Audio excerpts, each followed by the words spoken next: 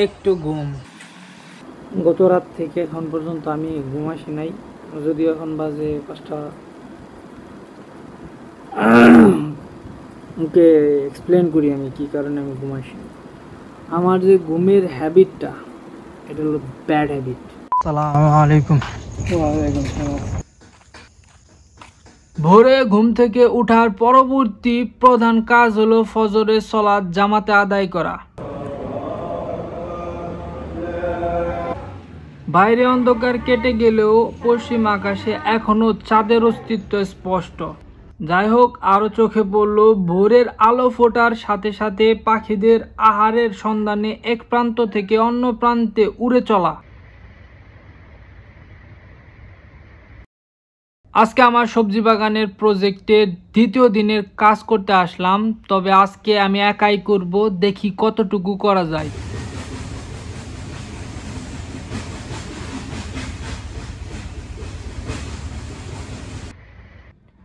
ধীর গতিতে এতটুকুই করতে পারছি, তবে এগুলো করতে গিয়ে হাতে অনেকগুলো কাটা দিয়ে আঘাত পেয়েছি। বিশেষ করে এই হাতে দা ছিল এবং এটা অনেক বেশি ক্লান্ত হয়ে গেছে। তবে নির্দিষ্ট গন্তব্যের পথ পাড়ি দিতে গিয়েও পরিশ্রম হলে আনন্দের ছোঁয়া থাকে, because you have the vision. এরপর গোসল, খাবার ও এখন নামাজ। জোহরের নামাজ শেষ করলাম, আর এখন আমার দরকার একটু ঘুম।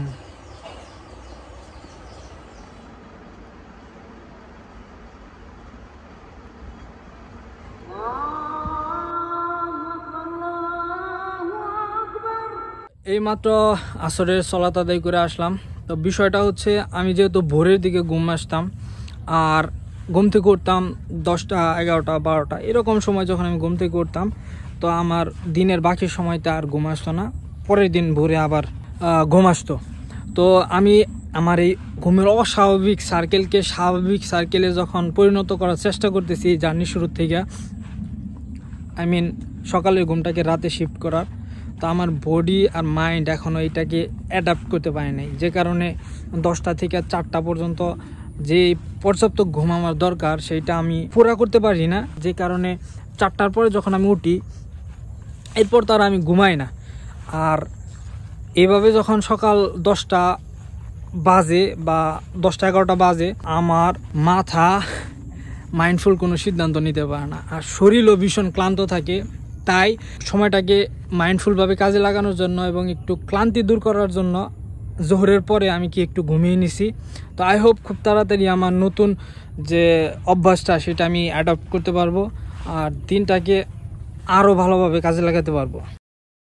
এবং এরপর চলে আসি আমার চিন্তা ভাবনা করার আসনে। কিছু প্রশ্ন মাথায় ঘুরছে, এগুলোর ইকুয়েশন মিলাতে। লাইক, এই কয়েকদিনের জার্নিতে আমার জীবনের উল্লেখযোগ্য পরিবর্তন কি এবং এখন এইখানে আমার করণীয় কি।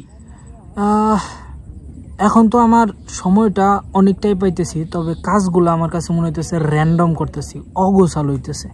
সো আমাকে উইকলি প্ল্যান নিয়ে ডেইলি রুটিন প্ল্যানটাকে ডিজাইন করতে হবে, ফিক্স করতে হবে, এবং এই কাজগুলো আমি আগামী 1 সপ্তাহে রেগুলার ধারাবাহিকভাবে করব এবং নেক্সট টাইমগুলোতে আমি অবশ্যই করব। এরকম কাজগুলোকে আমাকে আগে আমার রুটিনের মধ্যে ফিক্স করতে হবে, তারপরে যা হয়তো বা আমি একটা গোছানো দিন পাবো, যেটা আমার এই জার্নিটাকে গোছাইতে সাহায্য করব।